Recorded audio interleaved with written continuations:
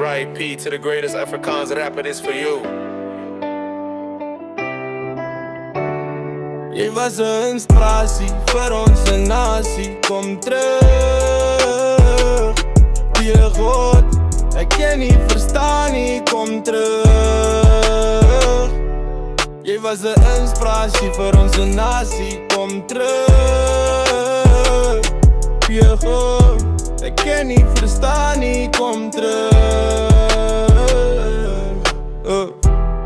Jy was 'n inspirasie vir ons colored nasie. Dit voel so jy het ons nooit verlaat nie. Nooit geworry oor die haat nie. Wil net mense bewys jy kon dit maak. Sonder hulle support en help van ons as killes druk mekaar af in enige sport en veld.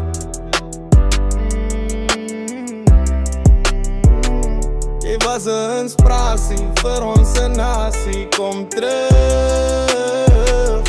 Diergo, ek kan nie verstaan nie. Kom terug.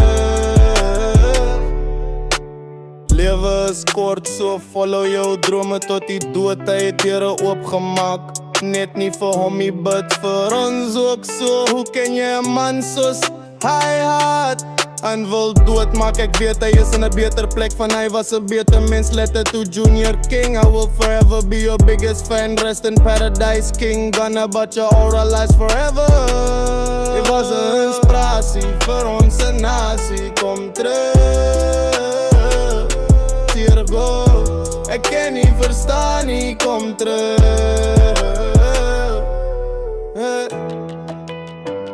Mad boy Pablo will always keep your name high. Off on my shot,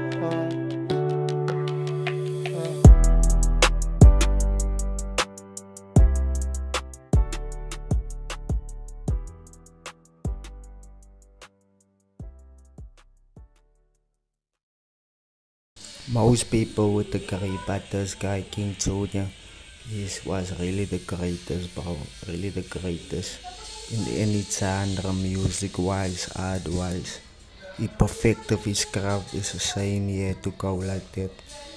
That he didn't deserve that, bro. No one deserved to go like that. Especially when you tell it that, so just be careful though. And this is just a letter to him. I don't know him personally, but I like to thank him. I want to thank him for showing me to never give up and always strive and always prosper your dreams. Yeah.